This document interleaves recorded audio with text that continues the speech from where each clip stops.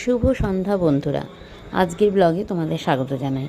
Blog মানে ছোট্ট একটা অংশ, মানে আজকে এই মুহূর্তে ছোট্ট একটা অংশ আমি তোমাদের সাথে শেয়ার করছি। এখন বাজে রাত 9:15, আর এই দেখো আমি এক হাঁড়ি দুধ নিয়ে জাল দিতে বসেছি। এতগুলো দুধ দিয়ে কী করবো তাই ভাবছো তো? পায়েস বানাবো। তো কেন তোমাদের সাথে শেয়ার করছি? পায়েস তো তোমরা সবাই বানাতে পারো, কিন্তু আমি যেভাবে বানিয়েছি, মানে আমি যেভাবে বানাই সেটাই একটু তোমাদের সাথে শেয়ার করছি।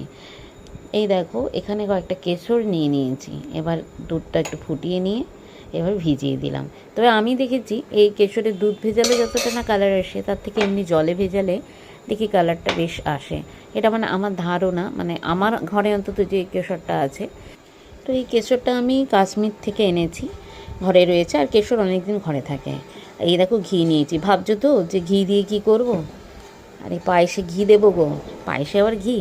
অনেকেই জানে, আবার অনেকে হয়তো জানে না। পায়েস করার সময় একটু ঘি দিয়ে দিলে পায়েসে যে আমরা যখন চালটা দেবো সেই চালগুলো সঙ্গে সঙ্গে মানে একে অপরের সঙ্গে লেগে থাকবে না, আর পায়েসটা খেতেও বেশ সুন্দর হয়। তার জন্য আমি পায়েসে ঘি দিই। আর এই দেখো তেজপাতা দিয়ে দিলাম, এলাচ ভেঙে দিয়ে দিলাম, এগুলো তো তোমরা অনেকেই জানো।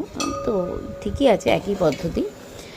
আর দিয়ে অনেকক্ষণ ধরে এই দুধটাকে জাল দেয়া, যত ঘন করে দুধ জাল দেবো ততই পায়েস ঘন হবে। আর আমি তো ডাবল টোন দুধ নিয়েইছি, তবে পায়েসের জন্য যদি আরও ঠিক মানে দুধ পাওয়া যায় তাহলে খুবই ভালো।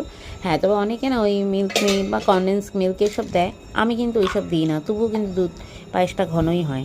আর এই দেখো কাজু কিশমিশ সবই ভিজিয়ে রেখেছি। এবার কাজুগুলো গোটা দিলেও হয়, আমি এগুলোকে একটু টুকরো টুকরো করে নেব।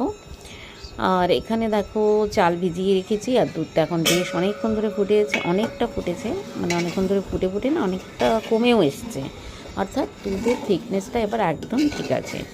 এইবার এর মধ্যে চাল দিয়ে দেবো, যে চালটা গোবিন্দভোগ চালটা ভিজিয়ে রেখেছিলাম সেই চালটা এবার দিয়ে দেবো। আর একটু ফুটে যাক। যাই হোক, এই দুধ ফুটতে ফুটতে এরই মধ্যে চালটাও দিয়ে দিয়েছি।